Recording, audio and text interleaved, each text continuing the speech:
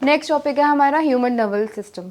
ठीक है, तो ह्यूमन नर्वस सिस्टम में क्या क्या आता है? सेंट्रल नर्वस सिस्टम आता है और पेरिफेरल नर्वस सिस्टम आता है। सेंट्रल नर्वस सिस्टम को हम शॉर्ट फॉर्म में CNS बोलते हैं और पेरिफेरल नर्वस सिस्टम को हम PNS बोलते हैं। ठीक है, तो सेंट्रल नर्वस सिस्टम जो होता है उसके अंदर दो चीज़ें आती है, एक होता है ब्रेन, एक होता है हमारा स्पाइनल कॉर्ड। ये जो चीज़ें काफ़ी ज़्यादा इंपॉर्टेंट है। नेक्स्ट है हमारा पेरिफेरल नर्वस सिस्टम। इसके अंदर नर्व्स आती हैं दो प्रकार की, एक को बोलते हैं क्रेनियल नर्व, सेकंड को हम बोलते हैं स्पाइनल नर्व।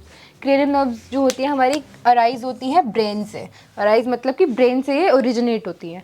नेक्स्ट है हमारा स्पाइनल नर्व्स जो कि अराइज होती है स्पाइनल कॉर्ड के थ्रू। स्पाइनल कॉर्ड अभी बताया था आपको, यहाँ पर प्रेजेंट होती है स्पाइनल कॉर्ड। ठीक है, नेक्स्ट टॉपिक है हमारा ह्यूमन ब्रेन। तो ह्यूमन ब्रेन में हमें सबसे पहले पता होना चाहिए कि कौन से पार्ट्स आते हैं। ठीक है, उसमें आता है fore brain, mid brain and hind brain. सबसे पहले हम पढ़ेंगे कि ब्रेन होता क्या है ना। ब्रेन क्या होता है? सबसे ज़्यादा मेन कॉम्प्लेक्स चीज़ होती है हमारे बॉडी के लिए, जिससे कि सारे फंक्शन परफॉर्म करेंगे, सभी फंक्शन को जिससे कमांड मिलते हैं कि हाँ भाई अब इस सेल का या फिर इस बॉडी पार्ट का ये काम है। तो वो सारी चीज़ें कौन पहुंचाता है? वो सारे सिग्नल्स पहुंचाता है ब्रेन। ठीक है, जैसे कि यहाँ पर लिखा है brain is the main coordinating centre of the body. ठीक है, मतलब कि अब जो भी कोऑर्डिनेशन करना है, अगर किसी भी बंदे से अगर हम कोऑर्डिनेट करते हैं तो हमें ब्रेन की काफ़ी ज़्यादा ज़रूरत है। अब ऐसा तो नहीं है कि अगर मेरे को आपसे जैसे मैं कोऑर्डिनेट कर रही हूँ, ठीक है, तो ऐसा नहीं है कि मतलब कुछ भी बोल दूँ मैं, ऐसा नहीं होता है। तो मेरे को सेंस होनी चाहिए बोलने की, तो वो जो सेंस है वो कहाँ से आएगी? ब्रेन से आती है कि क्या बोलना है ना, कितना सोचना है, कितनी मेमोरी मेरे माइंड में है, तो वो सारी किससे आएगी? ब्रेन से आएगी। सबसे पहले हम इसका पार्ट पढ़ लेते हैं जिसका नाम है फोर ब्रेन। तो फोर ब्रेन में क्या होता है? सबसे ज़्यादा स्पेशलाइज्ड पार्ट है ये ब्रेन का, जिसमें कि सेरिब्रम प्रेजेंट होता है। आप ये वर्ड याद रखना, काफ़ी ज़्यादा इंपॉर्टेंट है। ठीक है, जिसका नाम क्या है? सेरिब्रम। अब इसके फंक्शन देख लेते हैं हम। पहला फंक्शन क्या है? थिंकिंग। जैसे कि मैंने अभी आपको बताया कि थिंकिंग पार्ट करने के लिए काफ़ी ज़्यादा इंपॉर्टेंट है। जैसे कि अब मैं सोच रही हूँ तो कुछ सोच समझ के ही बोल रही हूँ, है ना, तो वो क्या आएगा हमारा कि ये सब कौन बता रहा होगा मेरे को? फोर ब्रेन से सिग्नल मेरे तक पहुँच रहा है कि हाँ भाई ये बोलना है, फलाना बोलना है, जो भी बोलना है। ठीक है, तो क्या है? Thinking part of the brain है। नेक्स्ट क्या है? क्या कंट्रोल करता है? Voluntary action. जैसे कि वॉलंटरी एक्शन पहले बता रखा है आपको कि वॉलंटरी एक्शन क्या होते हैं और इनवॉलंटरी एक्शंस क्या होते हैं। ठीक है, इनवॉलंटरी एक्शन अभी हम आगे पढ़ेंगे मिड ब्रेन में। वॉलंटरी एक्शन कंट्रोल करे जाते हैं फोर ब्रेन के द्वारा। ठीक है, वॉलंटरी एक्शंस वो होते हैं जो कि हमारे कंट्रोल में होते हैं। जैसे कि अब आप मान लो मैं लिख रही हूँ तो वो सारी चीज़ें क्या है? मेरे कंट्रोल में है, उसको हम बोलते हैं voluntary action, in are control. जो हमारे कंट्रोल में होते हैं उसको हम बोलते हैं वॉलंटरी एक्शंस। नेक्स्ट आता है हमारा क्या? इन्फॉर्मेशन। जो भी इन्फॉर्मेशन है वो सारी कौन स्टोर करेगा? फोर ब्रेन ही स्टोर करता है। जैसे कि अब मैं पढ़ा रही हूँ तो मेरे को ये सारी चीज़ें याद है, तो वो सारी चीज़ें किस में स्टोर हो रखी हैं? फोर ब्रेन में स्टोर रखी है।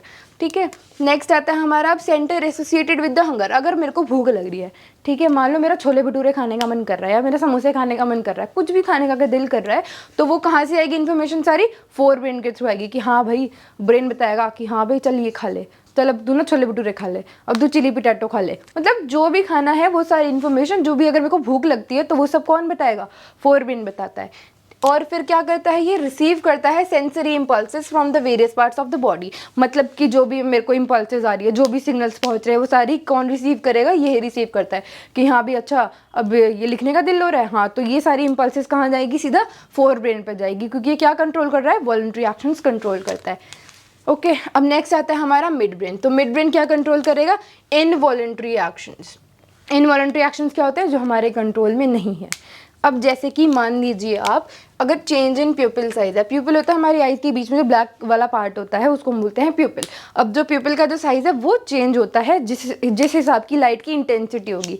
इंटेंसिटी से मतलब होता है रोशनी कितनी है या फिर अंधेरा कितना है, उसको हम बोलते हैं इंटेंसिटी। तो अब आप देख लीजिए, मान लीजिए अगर आप लोग जाते हैं अंधेरे वाले रूम में तो आंखें आपकी नॉर्मल रहेगी। अगर आप एकदम से धूप में आ गए तो ऐसे देखना पड़ता है, बिल्कुल एकदम आईज छोटी हो जाती है। क्यों? क्योंकि प्यूपिल का साइज भी छोटा हो जाता है, क्योंकि देखने में बहुत ज़्यादा मतलब जोर लगता है, स्ट्रेन आता है काफ़ी ज़्यादा आईज पर, तो प्यूपिल का साइज छोटा हो जाता है। और वो सिग्नल कौन पहुँचाएगा? मिड ब्रेन के द्वारा पहुँचता है। नेक्स्ट है reflex movement of head, neck and trunk. ये हेड नेक की मूवमेंट, ट्रंक की मूवमेंट, ये सारी कौन करवाएगा? हमारा involuntary actions. Okay, that is mid brain करवाएगा। और मिड ब्रेन इनवॉलंटरी एक्शंस कराता है, चेंज इन प्यूपिल साइज कराता है, रिफ्लेक्स मूवमेंट कराता है हेड की, नेक की और ट्रंक की। नेक्स्ट आता है हमारा लास्ट पार्ट जिसको हम बोलते हैं हिंड ब्रेन। अब हिंड ब्रेन जो है इसके भी 3 पार्ट्स होते हैं, एक होता है सेरिबेलम, एक होता है मेडुला, एक होता है पॉन्स। जैसे हमने यहाँ पे पढ़ा था सेरिब्रम और सेरिबेलम, ये दोनों काफ़ी ज़्यादा अलग चीज़ है। सेरिबेलम प्रेजेंट होता है फोर ब्रेन में, ठीक है, और सेरिबेलम प्रेजेंट होता है हिंड ब्रेन में। सेरिब्रम प्रेजेंट होता है फोर ब्रेन में और सेरिबेलम प्रेजेंट होता है हिंड ब्रेन में। अब आप देखो सेरिबेलम होता क्या है, ठीक है, जो कि पोस्चर कंट्रोल करेगा और बैलेंस कंट्रोल करेगा। पोस्चर से मतलब होता है कि हमारा पोस्चर कैसा है, कुछ लोग ऐसे खड़े होते हैं, कुछ लोग ऐसे खड़े होते हैं, तो कुछ लोग एकदम स्ट्रेट खड़े होते हैं, तो उसको हम बोलते हैं पोस्चर, कि किसी बंदे का बैठने उठने का तरीका कैसा है।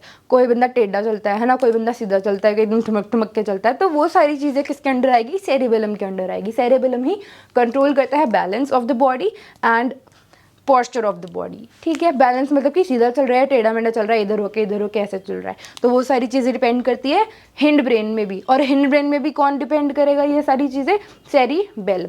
नेक्स्ट आता है हमारा मेडुला। अब मेडुला क्या करता है, कंट्रोल करता है इनवॉलंटरी एक्शन, जैसे कि सलाइवेशन। अब आप कभी भी अपने मुंह में सलाइवा बनने से नहीं रोक सकते हो। अब सलाइवा आ रहा है तो आप ऐसे नहीं बोल सकते नहीं यार मेरा तो दिल नहीं कर रहा सलाइवा लेने का, तो भाई रुक जा, ऐसा नहीं होता, ठीक है। तो सलाइवा कभी ऐसे रुक नहीं सकता, तो इसलिए सलाइवेशन कौन कंट्रोल करता है, मेडुला कंट्रोल करता है। और वॉमिटिंग कौन कंट्रोल करेगा, मेडुला कंट्रोल करेगा। कभी भी आप वॉमिटिंग को रोक नहीं सकते हो, अगर आ रही है तो भाई हो ही जाएगी वॉमिटिंग। तो इसीलिए ये सारे क्या आते हैं, हमारे इनवॉलंटरी एक्शंस। नेक्स्ट है हमारा लास्ट पॉन्स, जिसको हम क्या बोलते हैं, ये भी क्या कंट्रोल करेगा, इनवॉलंटरी एक्शन, जो कि रेस्पिरेशन, जैसे कि रेस्पिरेशन अगर आप ब्रीदिंग करना नहीं छोड़ सकते ना, नहीं रोक सकते, आप हार्ट बीट नहीं रोक सकते हो, तो ये सारी चीज़ें किस में आएंगी, हिंड ब्रेन में आएगी, जो कि इनवॉलंटरी एक्शंस कंट्रोल करती है। ओके, अब हम एक बार डायग्राम से भी समझ लेते हैं कि कहाँ पे कौन से पार्ट्स हैं। सबसे पहले हम देख लेते हैं कि फोर ब्रेन हमारा कहाँ पर है। फोर ब्रेन होता है हमारा सामने वाली साइड पर, ठीक है। अब ये जो इतना जो हिस्सा है ये हमारा सारा है फोर ब्रेन का। जो आगे वाली साइड होता है यहाँ पे फोर ब्रेन होता है, यहाँ पे नीचे वाली साइड पर होता है हमारा हिंड ब्रेन, और मिड ब्रेन होता है यहाँ पर, ठीक है। Fore brain, mid brain, hind brain पीछे। अब देखो आप फोर ब्रेन में क्या क्या आता है, अभी हमने यहाँ पे देखा था ना, फोर ब्रेन में क्या क्या कंट्रोल कर रहा था, थिंकिंग पार्ट था, वॉलंटरी एक्शन कंट्रोल कर रहा था, इन्फॉर्मेशन कंट्रोल कर रहा था, भूख पता लग रही थी हमें, अगर प्यास लगती है तो भी हमें फोर ब्रेन ही बताता है। ओके, अब देख लेते हैं हम यहाँ पर क्या क्या लिखा है। तो अब फोर ब्रेन के अंदर आएगा हाइपोथैलेमस, पिट्यूटरी ग्लैंड, ये सब प्रेजेंट होता है। हाइपोथैलेमस क्या होता है, ये वाला पार्ट जो होता है, ये जो यहाँ पे ग्रीन से बना हुआ है, ये हाइपोथैलेमस होता है। और ये जो किसके अंदर आएगा, ये मिड ब्रेन के अंदर आएगा। ये क्या है, अब ये जो फोल्ड ऐसे ऐसे करके बने हुए हैं, इसको हम बोलते हैं सेरिब्रम, ठीक है। सेरिब्रम और सेरिबेलम में काफ़ी ज़्यादा फर्क होता है, ठीक है। ये जो फोल्ड जैसे दिख रहे हैं आपको, ये सेरिब्रम होता है, सेरिबेलम होता है ये जो पेड़ जैसा हिस्सा है, इसको हम बोलते हैं सेरिबेलम। और ये होता है हमारा यहाँ पर हिंड ब्रेन का पॉन्स, और ये होता है हमारा लास्ट वाला जो एकदम डंडी जैसा होता है, उसको हम बोलते हैं मेडुला।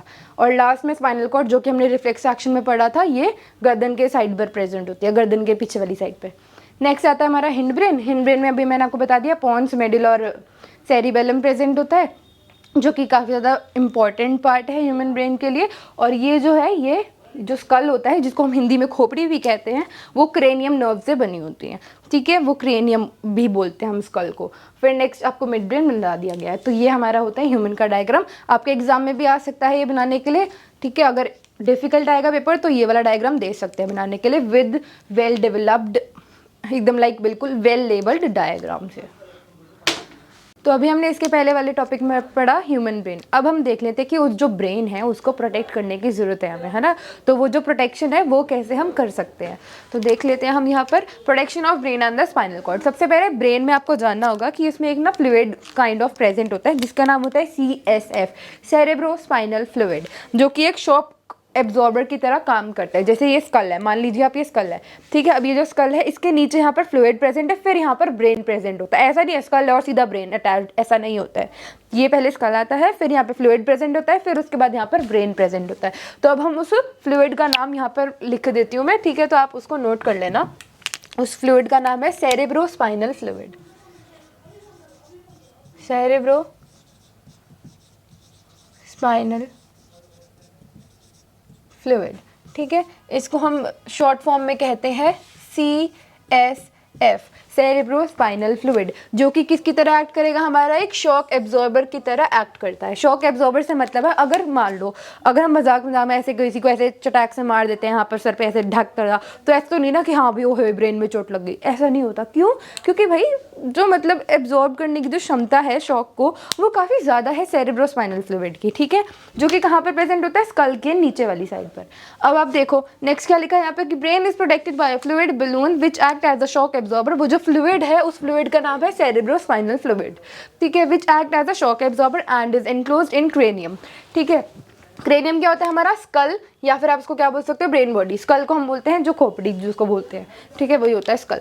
नेक्स्ट आता है हमारा स्पाइनल कॉर्ड। अब इसको कैसे प्रोटेक्ट कर सकते हैं, ठीक है, तो स्पाइनल कॉर्ड जो होती है is enclosed by the vertebral column, ठीक है। ये वर्टिब्रल कॉलम से क्या होता है, एकदम बिल्कुल क्लोज रहता है, इनक्लोज रहता है। और कोऑर्डिनेशन अब कैसे होता है वो भी हम देख लेते हैं एक बार। जैसे कि अब पहले सबसे पहले क्या होगा, सेंस ऑर्गन होगा, ठीक है। कोई भी मतलब जैसे कि अब मान लो फिंगर्स वगैरह है तो स्टिमुलस कुछ आया होगा, मान लो एकदम हॉट ऑब्जेक्ट मैंने टच कर लिया तो फिर सेंसरी नर्व में जाएगा। अब ये वाला जो है हॉट ऑब्जेक्ट वाला वो तो सीधा हमें पता है स्पाइनल कॉर्ड में जाता है। अगर हम इन जनरल बात करें तो वो कैसे सेंसरी जो भी मतलब हमारी इंपल्सेस पहुंचती है वो कैसे सेंट्रल नर्वस सिस्टम में जाती है। तो सेंट्रल नर्वस सिस्टम में कैसे होगा, इन्फॉर्मेशन पहले रिसीव करेगा, फिर उसको प्रोसेस करेगा, अच्छा अब ये इन्फॉर्मेशन आई है, अच्छा तो हाँ अच्छा ठीक है तो हमें ये करना है, तो वो सारा कौन देखेगा, सेंट्रल नर्वस सिस्टम देखेगा। फिर सेकंड होता है डिसीजन मेड कि अच्छा ये इन्फॉर्मेशन मेरे तक आनी चाहिए या नहीं जानी चाहिए। जो उस ह्यूमन बॉडी के जो पूरी बॉडी है क्या वो सेरेब्रल ये जो सीएनएस है क्या वो इन्फॉर्मेशन पहुंचाएगा या नहीं पहुंचाएगा। फिर डिसीजन कौन बनाएगा, ये सेंट्रल नर्वस सिस्टम में बनाता है कि हाँ ये इन्फॉर्मेशन सही है, ये इस बंदे को बता दो कि हाँ भाई चल अब तू ये कर ले, ठीक है। नेक्स्ट आता है हमारा रिस्पॉन्स जनरेटेड। अच्छा ठीक है, मान लो कि मेरे ब्रेन ने मेरे को सिग्नल बचाया कि हाँ भाई यहाँ से यहाँ तक चल ले क्योंकि यहाँ पर कॉकरोच आ गया, तो ठीक है, तो फिर ये क्या हो गया, ये मेरे को ब्रेन ने सिग्नल बचाया कि हाँ भाई तुझे चलने की लोड है, मतलब तुझे चलने की मतलब ज़रूरत है, तो यहाँ से लेकर वहाँ तक मैं चल ली। तो ये कैसे सिग्नल पहुँचा कि भाई मैंने कॉकरोच देखा, फिर मेरे ब्रेन ने डिसीजन बनाया कि क्या चलना चाहिए या नहीं चलना चाहिए। वो एकदम इंस्टेंट सा हो जाता है, ठीक है, हाँ चलना चाहिए, हाँ चलो ठीक है भैया, एकदम से सीधा हम चल गए, ठीक है। फिर नेक्स्ट आता है हमारा मोटर नर्व, ठीक है, जो मसल, जैसे मैंने आपको बताया कि मैं यहाँ से चल गई तो उसको हम क्या बोलेंगे, मसल्स मतलब रीअरेंज करते हैं अपने आप को चलने के लिए। वैसा तो नहीं है ना मसल एकदम ऐसे स्टिफ रहेगी हाँ भाई ऐसे चलो, ऐसा नहीं होता, अपने आप को रीअरेंज करती है। तो वो रीअरेंज कौन करवाएगा, सेंट्रल नर्वस सिस्टम पहले इन्फॉर्मेशन पहुंचाएगा, फिर उसको प्रोसेस करेगा, फिर डिसीजन देगा कि हाँ भाई अब तू चल ले, तो फिर उसके बाद क्या करेंगे, हम चल सकते हैं या फिर जो भी अपनी मसल्स को रीअरेंज कर सकते हैं, ठीक है, due to the presence of muscle protein in the muscles. फिर उसके बाद क्या होता है, मसल्स शॉर्टन हो जाती है। मान लो मैंने यहाँ पर कॉकरोच देखा तो मैं अपना हाथ ऐसे हटाऊंगी तो मसल क्या हो गई मेरे यहाँ पर शॉर्ट हो गया, अभी क्या थी लॉन्गेट थी, अब यहाँ पर क्या हो गई श्रिंक हो गई, ठीक है। तो ये सारा हमारा क्या होता है स्पाइनल कॉर्ड का फंक्शन एंड उसकी प्रोटेक्शन होती है, ठीक है। नेक्स्ट टॉपिक है हमारा लिमिटेशंस। जो भी अभी हमने सब कुछ पढ़ लिया है, इलेक्ट्रिकल इम्पल्सेस हमने पढ़ा था, केमिकल इम्पल्सेस पढ़ा था, अब वो इलेक्ट्रिकल इम्पल्सेस जो है इसके लिमिटेशंस मतलब कि उसके ड्रॉबैक्स क्या है, उसके नुकसान क्या हैं, ठीक है। तो सबसे पहले पॉइंट में क्या लिखा है, electrical impulse will reach only to दो cells that are connected by the nervous tissue. जैसे कि मैंने आपको उस दिन बताया था कि हाँ भाई ऐसे मतलब एक न्यूरॉन होता है, फिर उसके बाद यहाँ पर एक और न्यूरॉन अटैच होता है, अब उस न्यूरॉन में थोड़ा सा यहाँ पर गैप आ जाता है, अब यहाँ पर इलेक्ट्रिकल इम्पल्स ट्रैवल नहीं कर पाता है, क्यों, क्योंकि गैप आ गया।